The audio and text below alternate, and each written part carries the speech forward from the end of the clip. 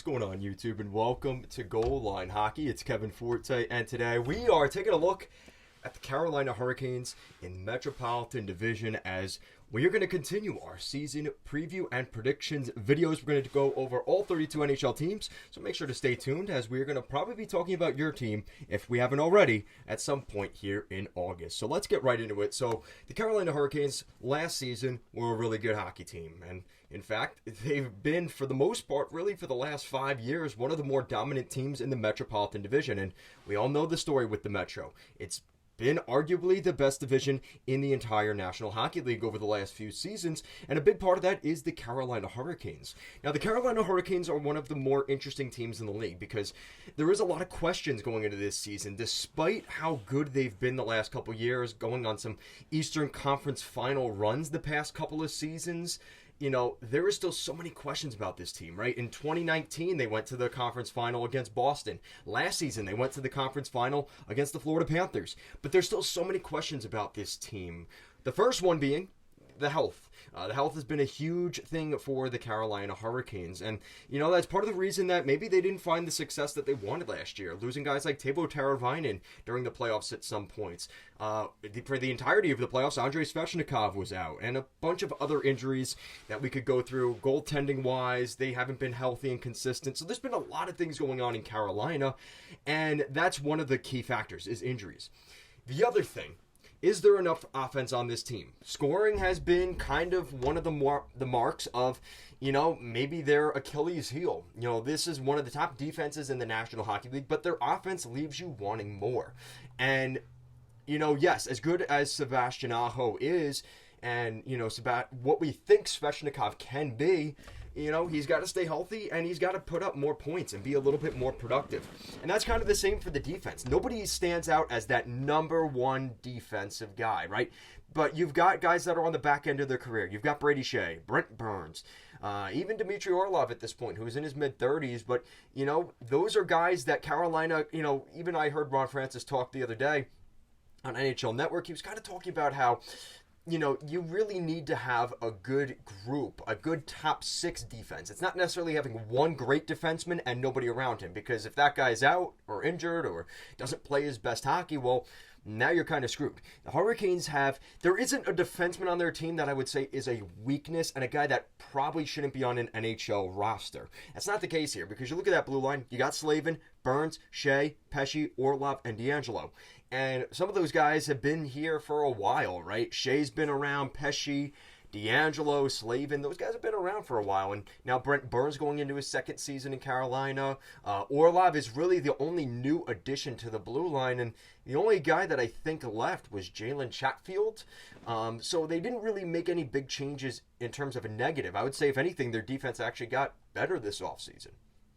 Now up front, not really much of a difference here, and that's been one of the, you know, the weaknesses of this team, and that's kind of why the naysayers will say Carolina isn't going to get to that promised land, right?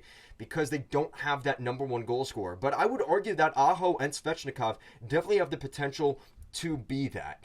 Michael Bunting coming in is not that addition by any means, but he's a good complementary piece. And if he could be similar to what he was in Toronto, as just a guy that's going to make things more difficult for the opponent to play against, that's all they need from Michael Bunting. He doesn't have to be the guy scoring goals. You're going to see more from Seth Jarvis this season, who had a great season last year. Great breakout season for Necas, Jarvis. Those guys are going to continue to improve. And Jack Drury's back in the roster, so that's another younger player that we're going to see continue to develop. So there's a lot of excitement around this group in that regard. Now, the goaltending is also coming back, and some of the questions about this team is they don't have a number one goalie, but we've seen a lot of good teams be able to pull this off with the 1A, 1B option. The Islanders, the Hurricanes being the greatest examples of that.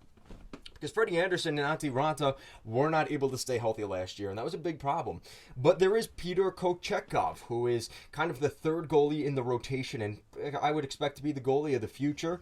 But for the Hurricanes, you know, the way I kind of look at things right now, it's going to be Anderson and Raanta, and I guess if they're considering the likelihood or the possibility of an injury, well, Kochetkov can jump in there as well. So, you know, the way I look at this team from where they were last year, you know, their additions this year, Brendan Lemieux and Michael Bunting up front, got a little bit more nasty. Those two guys are definitely guys that are not fun to play against. And, for the starting lineup, when it's on the whiteboard for the other team in the locker room before the game, they're not going to want to see Lemieux and Bunting. Those are guys that, you're like, oh, we have to play those guys. So that's a good thing in my opinion, because I think Carolina was lacking that a little bit even last season. You have Martinook who can kind of do that, but other than that, there's nobody really that's kind of a pain in the neck to play against in Carolina. So I think those were two really good additions. Of course, on the back end, they added probably the best defenseman in a weak, let's be honest, a fairly weak free agency class here this past summer.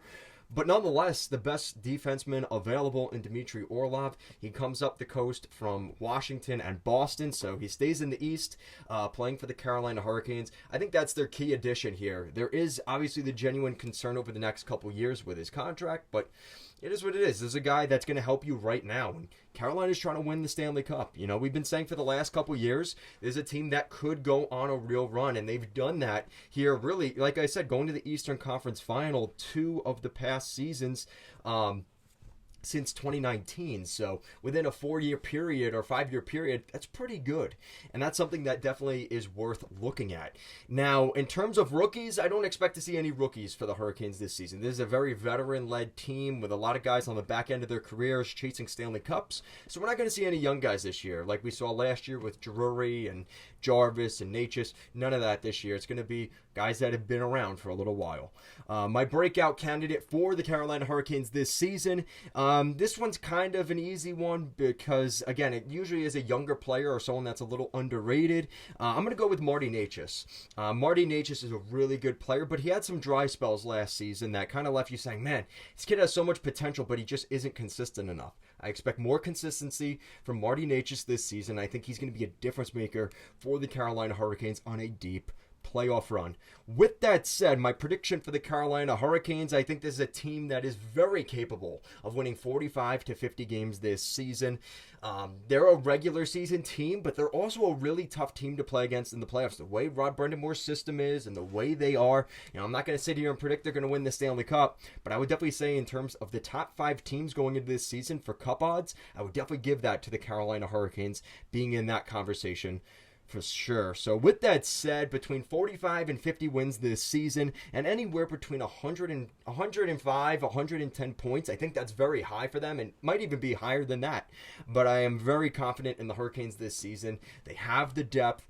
They have, like I said, if they can get the scoring from everybody by committee, I think the Hurricanes are going to be really tough to play against. And that knock that they don't have that superstar talent doesn't matter under Rod Brendamore's system. Carolina's been a very consistent team, steady Eddie. They haven't done anything too crazy for the last couple of years. You know what you're getting from Carolina. It's just, can they finally get that run to win the Stanley Cup? That's really what this season's about. They're a lock for the playoffs, in my opinion. They might even win the Metropolitan Division. But I want to know what you guys think down below. What do you guys think of the Carolina Hurricanes? Do you guys think that they will win the Metropolitan Division next season? Do you think they'll make the playoffs? I think those are all the conversations we should be talking about, because I think this is a team that is very, very capable of being a playoff team, unless something catastrophic happens this season. Yes, this is a very good Metropolitan Division, but that is how much respect I give to Rod Brind'Amour, Don Waddell, and the Carolina Hurricanes. I think they are that good that they should be a lock in the Metro. Guys, that's it for today's video. Make sure to check out our other videos. Make sure to check out our merch shop. These just dropped last week. We've got Goal Line Hockey hats. It's actually a 15% discount till the end of this week, so stay tuned for that. Guys, as always, thank you so much for watching, and I'll see you again next time.